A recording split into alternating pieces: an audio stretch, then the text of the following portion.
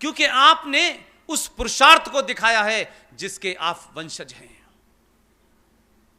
इस देश में हजारों राष्ट्राध्यक्ष इस देश में आते थे, उन्हें ताजमहल घुमाया जाता था, उन्हें कुतुब मीनार बताई जाती थी।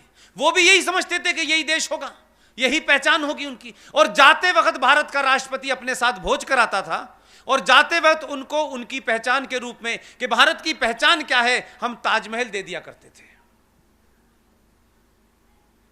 अब ताजमहल के बारे में आप समझ में नहीं आया मुझे।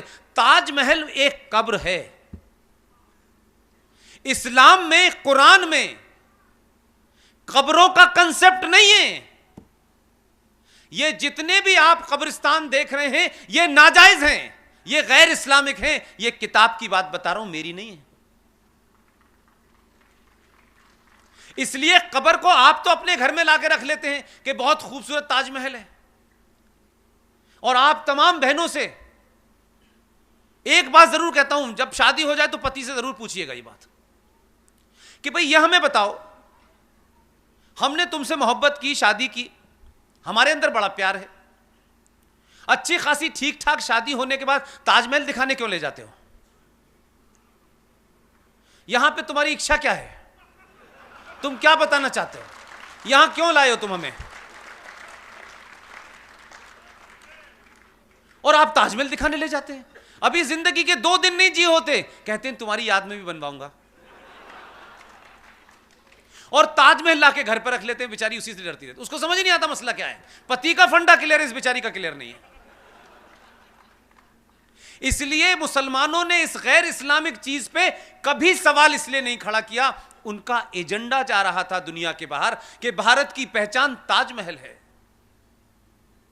इसलिए मैंने कहा आपका बदलाव, आपकी सोच के बदलाव ने सत्ता पे बैठने वालों को यह मजबूर कर दिया कि वो सच बात कहें। और अगर किसी को लगता है कि कोई वोट बैंक उनसे नाराज हो जाएगा, तो फिर अगले 50 साल तक 90 करोड़ हिंदुओं को वोट बैंक बनने में क्या बुराई है? वोट बैंक हम भी रहेंगे, जाओ जिसको जो करना है। अगर वोट बैंक का ही झगड़ा है तो हमसे बड़ा वोट बैंक कौन होगा? आपका आदमी राष्ट्रपति भवन गया, होमवर्क पूरा करता है, यही उसकी तारीफ मैं करता हूं। और देश में पहला प्रधानमंत्री इसलिए शायद उसका अच्छा होमवर्क है कि 15 साल की ठीक ठाक ट्रेनिंग लेके गया है गुजरात से। अब तक इस देश में हवाई जहाज उड़ाते उड़ाते लोग प्रधानमंत्री बने, उन्हें पता ही नहीं था करना क्या है। पायलट थे, जहाज चलाते चलाते देश चलाने लगे। किसी की पुत्री थी इसलिए प्रधानमंत्री बनी। एक सोते रहते थे हमेशा प्रधानमंत्री बन के। कलाकार इस देश में बने, इसलिए इस समाज को, 5000 साल पुरानी सभ्यता को लोग सीरियस ही नहीं समझते थे। कहते अगर उस देश के प्रधानमंत्रियों का यह हाल है तो समाज का क्या होगा? लिहाजा वो शख्स राष्ट्रपति भवन गया। राष्ट्रपति से उसने एक ही सवाल पूछा कि भारत राष्ट्र की पहचान के नाम पर हम दुनिया में आने वाले राष्ट्राध्यक्ष, प्रेसिडेंट, प्राइम मिनिस्टर्स को क्या देते हैं? वो पुराने खाटी कांग्रेसी थे, उन्होंने कहा ताजमहल दिया जाता है। उसने कहा ताजमहल भारत की पहचान कब से हुई? उसने कहा यही दिया जा रहा है। उसने कहा बंद कर दीजिए। पूरे इंतजाम से किया। सनातनियों को अपना होमवर्क मजबूत करना चाहिए। बिना जाने बिना पढ़े कोई राय मत बनाइए, और नहीं पता है तो जो जानकार है उससे पूछ लीजिए। इसमें कोई शर्म की बात नहीं है कि जिस विषय पे आप नहीं जानते हैं उसी पे आप नोबेल प्राइज विनर हो जाते हैं। हमें आदत है हर चीज पे बोलने की बिना जाने भी। इस समाज में लोग हैं, आप उनसे पूछ लें क्या ये हम सही सोच रहे हैं। मुझसे भी अगर कोई चीज नहीं आती है तो जो मेरे बड़े हैं मैं उनसे डिस्कस करता हूं। हर बात में अपना ज्ञान देना जरूरी नहीं है बिना जाने। वो गया, उसने कहा 3 दिन के बाद रशिया के प्रेसिडेंट आ रहे हैं। भारत की पहचान के रूप में दुनिया के सबसे बेहतरीन कागज पर सबसे अच्छी उसकी डिजाइनिंग के साथ में अब से सिर्फ भारत ये देगा कि ये जो गीता है यही भारत की पहचान है।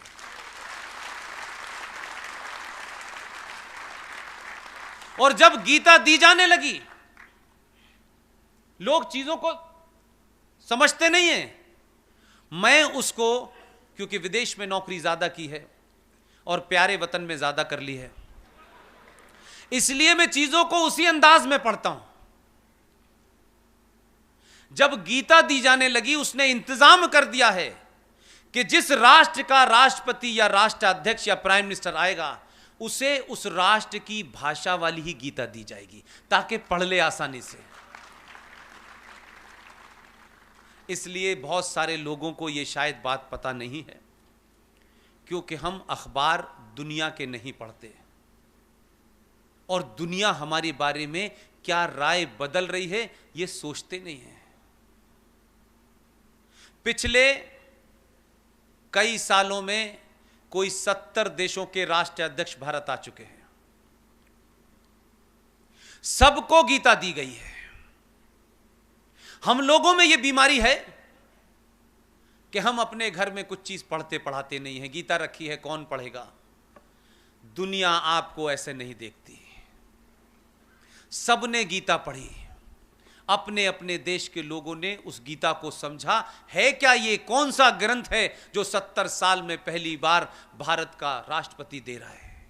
उन्होंने अपने लोगों को, एक्सपर्ट को बुला बुला के समझा। पुतिन ने भी समझा, ट्रंप ने भी समझा। बालाकोट जब हुआ तो आपको लग रहा था कि आप इतने ताकतवर हो गए हैं कि दुनिया कुछ बोल नहीं रही है। मेरा अपना इंटरप्रिटेशन है कि पूरी दुनिया में 70 देश नहीं बोले, उन्होंने गीता पढ़ ली थी।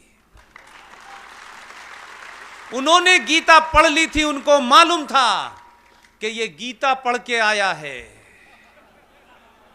इसने कुरान शरीफ नहीं पढ़ा है। ये गीता पढ़ा हुआ है, वही काम करेगा जो गीता में लिखा हुआ है। इसलिए तत्काल टेलीफोन किया कि गलती मत करना अभिनंदन को रोकने की, नहीं अग्नि लगा रखी है इसने, वापस दे दो जल्दी। ये डर आपके अंदर इतना बिठाया कि अमेरिका के राष्ट्रपति ने टेलीफोन करके कहा, अभिनंदन जैसा आया है वैसे ही भेज देना। अगर वहां पहुंचते पूछते अगर मूंछ का बाल भी नीचा हुआ तो शाम तक अग्नि आ जाएगी, ध्यान रखना। हम कुछ नहीं कर पाएंगे इसमें, अब हमें नहीं कुछ करना है, अब करेगा तो यही करेगा। यह ताकत होती है एक छोटे से बदलाव की। दुनिया ने आपके, किसी ने सवाल नहीं उठाया। बहुत सारे लोगों ने कहा नहीं नहीं, यह भारत का अधिकार है कि वो अपनी प्रभुसत्ता की रक्षा करे। कल तक कोई नहीं बोलता था, हर आदमी हमारे मामलात में दखल देता था।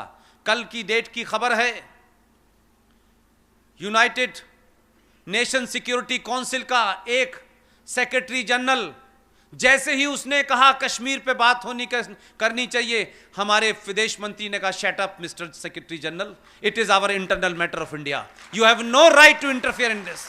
ये भाषा आपके कारण बोली जा रही है। नहीं, हम डरते रहते थे कोई कश्मीर पे हमारी बात को साफ करेगा या नहीं करेगा। और जो दुनिया का सबसे बड़ा लोकतंत्र है, सबसे पुराना लोकतंत्र है, वो राष्ट्रपति पाकिस्तान के राष्ट्रपति के प्रधानमंत्री के साथ बैठा हुआ था और कुछ मदारी टाइप के रिपोर्टर अपने देश के लेके गया था उनके साथ में। उन्होंने कोई गलती से सवाल ट्रंप से पूछ लिया। उसने कहा, उसने अंग्रेजी में इमरान खान से कहा, कहां से पकड़ के लाए हो इनको?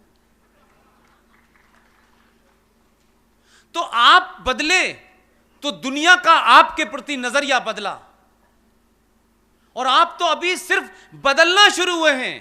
इसलिए पूरी दुनिया में 370 पे किसी ने सवाल नहीं उठाया, पूरी दुनिया खामोश रही। होमवर्क पहले कर चुका था।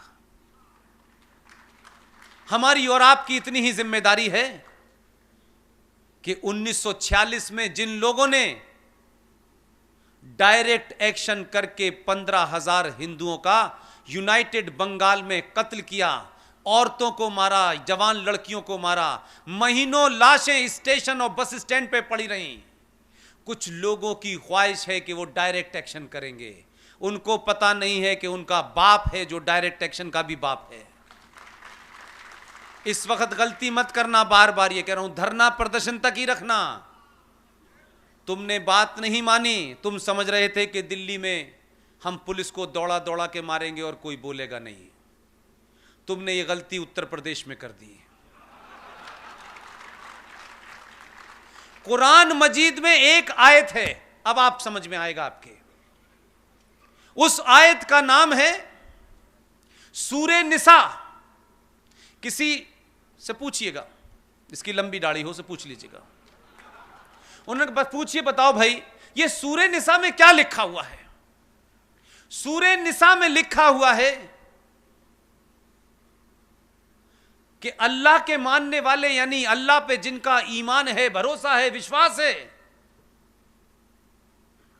वो अल्लाह अपने ईमान वालों से कह रहे हैं कि मैंने तुम्हें इस धरती पे भेजा है, तुम्हारे लिए सारी चीजें दी हैं जो तुम्हें जीने के लिए चाहिए, लेकिन मैंने जीने के कुछ रास्ते बताए हैं तुम्हें। अगर तुम उन रास्तों से उठ भटके और तुमने उन रास्तों को फॉलो नहीं किया तो मैं इसी जमीन पे ऐसे लोग भेजूंगा जो तुम्हें रास्ते पे ले आएंगे। उसमें यह कहीं नहीं लिखा है कि टोपी वाला भेजूंगा, ना नाम बताया है, ना यह कहा कि आधा आस्तीन वाला कुर्ता भेजने वाला हूं। उन्होंने कहा ऐसे लोग भेजूंगा, आ गया। अल्लाह की बात मानो, अल्लाह ने कहा है। उन्होंने नहीं लिखा कि इसमें रफीक भाई आएंगे या आरिफ भाई आएंगे, उसने नहीं लिखा। तो अगर अल्लाह पे यकीन है और अपनी किताब पे यकीन है तो अल्लाह की मर्जी से आया है। तो अब वो जो कर रहा है वो अल्लाह के कहने पे कर रहा है।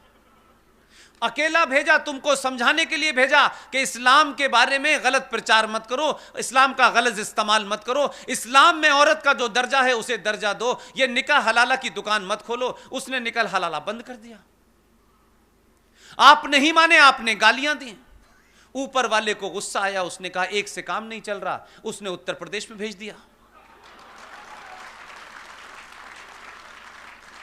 अब उत्तर प्रदेश में जिसको भेजा है उसने कहा आप प्रदर्शन करिए, यह लोकतांत्रिक अधिकार है, लेकिन अगर बस जलाते पकड़े गए, रेल जलाते पकड़े गए, वीडियो दिखाऊंगा, जितने की बस है उतनी वसूल लूंगा पैसे। घर पे नोटिस भेज दिया है अब्बा जान के, अब बाप बेटे 5 वक्त की नमाज पढ़ रहे, नोटिस वापस नहीं होगा। उन्होंने कहा पैसे जमा करो तब छोड़ूंगा। तो सत्ता के बदले हुए मिजाज के पीछे आप हैं।